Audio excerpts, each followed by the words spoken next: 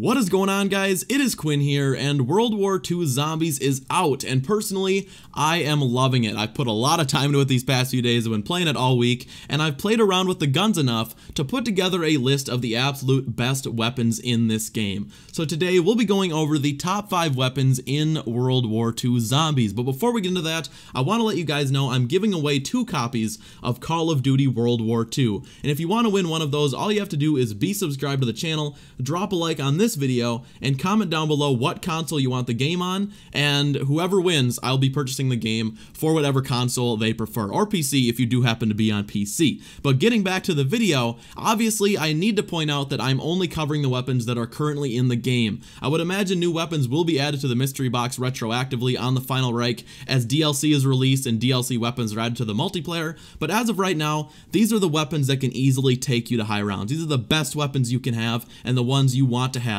if you're going to a high round. But we also will not be including the Tesla guns on this list, as it would be completely unfair to stack up the wonder weapons on this map against the regular box and wall weapons. If we wanted to add all the wonder weapons, this would probably just be a ranking of the guns, because they're definitely better than the box weapons. But anyways, guys, be sure to drop a like on this video, as that really helps me out. And if you've gotten a chance to play World War II Zombies, let me know in the comments down below.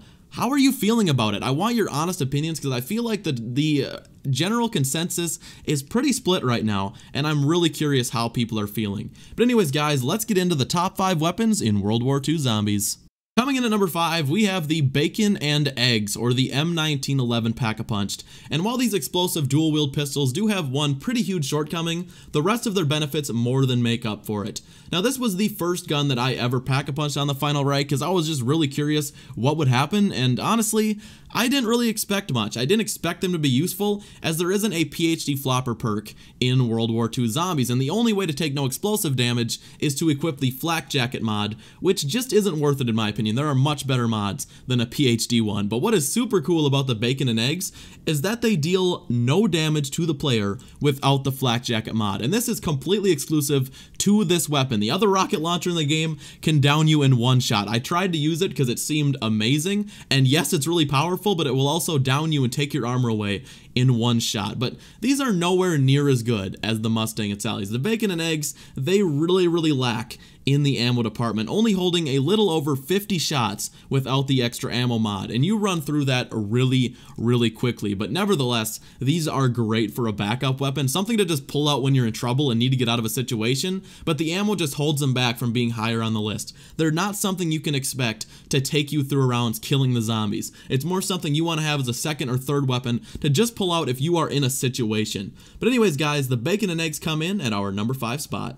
Coming in at number 4, we have the M30, or the Double Barrel Shotgun, and this gun is ludicrously good. I pack-a-punched this thing expecting absolutely nothing, and instead I got a badass triple barrel shotgun that can one-shot on round 30. And you're probably thinking, Quinn, you idiot, what do you mean triple barrel shotgun? And I mean, once you pack-a-punch this thing, you get 3 shots. It completely defies logic. You still only reload 2 shells into the weapon, but you can shoot 3. And I'm pretty sure that this is a nod to the Cell 3 from Exo Zombies. That was a triple barrel shotgun, which is a pretty unique concept, and of course Exo Zombies was from the last Sledgehammer game, Advanced Warfare, and Raven Studios worked on both of these games. I'm not entirely sure how big of a hand Raven had in the Zombies mode this time around, but for Exo Zombies, they made it all, so I'm pretty sure this was just a little Easter egg for us Exo Zombies fans. If you're out there, say aye, which it just makes me like it just a little bit more. But for a starting weapon that only costs 500 points and you can start with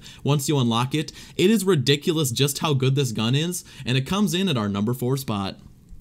So taking our number 3 spot, we have the Carob Anor, or the White Death once pack-a-punched, and this is basically the Draken of World War II Zombies, and it is just ludicrous how much damage this gun can do. I mean, if you need a gun to absolutely melt a boss zombie, just throw a Jack-in-the-Box or pop your camouflage, and you can take them out in a few headshots. That being said, it's also excellent for taking out the regular zombies. I was on round 35, and the Carob Anor was still one-shotting the regular zombies to the head. The only real downside to this gun is the obnoxious scope, but surprisingly, it doesn't really get in the way too badly, and can actually be a huge help when you're doing the Zeppelin step of the casual quest, and in most situations, it really won't get in the way, but unfortunately, you can't take it off. You can't unlock an iron sight like you could in BO3 or an ELO sight. You have to use either this scope or the 4x variable zoom scope, which that scope also sucks. I prefer the regular one. It just doesn't work very well in zombies, but it's definitely worth using if you like snipers and zombies. I have always loved snipers and zombies. They have a lot of ammo. You go through it so slowly and pick off the zombies just one by one that it's just a fun way to play, and since you can buy ammo for any weapon in the final Reich, it makes a gun like the Carob Anor much more useful for high rounds. But anyways, if you like snipers, try out the Carob Anor. It's so good pack-a-punched, and it comes in at number 3. Now, our number 2 and number 1 spot are pretty interchangeable, and it was pretty tough for me to make a decision on which gun should go where. But coming in at number 2, we have the MG42, or the Bone Saw, and this was the very first weapon I got out of the mystery box on my very first game. And what's so great about the MG42 is that it's really good at everything. It's great for taking down bosses, it's great for getting zombies out of the way, and it's awesome for the entire Easter egg. There is no real downside to the MG42, and it handles well enough to be completely viable for training. You definitely need to be perked up to use this weapon well, as the reload speed is very long, and it can slow you down to a snail's pace without stamina up, but once you're set up, you are borderline unstoppable. I'm really hoping they introduce double pack-a-punch or another way of upgrading your weapon later in the DLC season, or who knows, maybe that's still a secret on this map. Maybe we can unlock double pack-a-punch, because making this gun any better would just about break the game. I cannot wait to see that, if that is planned down the line. But after all that praise, it's probably hard to believe there could be any gun better than the MG42, but there is just one that tops this weapon. But before we get into the number 1 spot, I want to go over a few honorable mentions that cannot go unmentioned when talking about the best guns in this game. And our first honorable mention goes to the Lewis, or the Belgian Rattlesnake once pack-a-punch. And this gun, quite simply, is the best weapon in the game for taking out any and all bosses. But unfortunately, it's pretty awful for nearly everything else. It slows you down way too much to the point where it's going to end up getting you killed, and I feel like handling is something that isn't ever really talked about in zombies, but this gun handles so poorly, it is impossible to use it without just hip firing completely inefficiently while training. So where this gun shines is the camouflage ability and the jack-in-the-box equipment. I kept this gun as a third weapon through one of my round 50 runs, and whenever I saw a boss that could potentially down me, I would either pop my camouflage or throw a jack-in-the-box and quickly take them out. This gun is so much better than any other weapon I've used for taking out zombies, but unfortunately, it just or not taking out zombies, taking out the zombie bosses. But unfortunately, everything else, it's just horrible at. It just doesn't work that well for it. It's kind of like the Gorgon from BO3. It was great for camping. The Gorgon is amazing for camping, but if you want to train with it, you could not pick a worse weapon than the Gorgon, unfortunately. But unfortunately, in this game, camping really isn't a thing. If camping was a thing, this gun would be awesome for it. It's a heavy LMG with a ton of ammo, a pretty decent reload speed, but when you're trying to train, this gun just isn't the choice for you. And our other honorable mention goes to the MP40, simply because this is the best all-around wall weapon on the map in my opinion. Not for high rounds, but just for an early game weapon. It's great for points, it has an excellent wall location down by the pack-a-punch, and it can somewhat efficiently take out bosses if you need it to. If you're struggling to get set up on the final Reich, I would definitely recommend picking this gun up to help you instead of wasting your early round points on the box.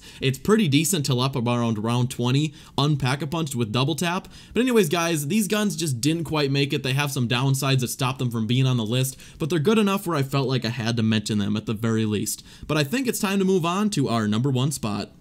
So taking our number 1 spot, we have the MG15, or the Chatterbox, and my god, this thing is just amazing. It's very, very similar to the MG42, but it's just a little bit better at taking out bosses and using on the fly. It is so good for just shotgunning zombies out of your way. It's not a shotgun, but it's so good. If there is a zombie in your way and you hip fire this thing into him, it is amazing. I can't recommend enough putting quick draw and steady aim on all the LMGs, as it really improves them like tenfold. It's honestly night and day just with those attachments. They are so worth grinding out the unlocks. And with the number 1 and number 2 spot, the MG42 and the MG15, like I said, it really comes down to personal preference. I mean, they're both amazing. If I get either one out of the box, I am 100% keeping that for the entirety of my game, but I feel the MG15 is just a little bit stronger than the MG42. I definitely don't find myself running out of ammo nearly as often, and if I were to recommend one weapon that isn't a Tesla gun to take you to the high rounds, it would 100% be the MG15. It's just so good. I love it. I don't know what it is about this gun. It just feels great, and I did get a heroic variant of it the other day, which just, it looks so cool. I cannot wait to show that off on stream. But anyways, guys, that is going to wrap up today's video. I will be streaming the hardcore Easter egg on my channel tonight. We'll see if we can bang that out solo. If you're new around here, be sure to subscribe, and I will see you guys in the next one. Bye.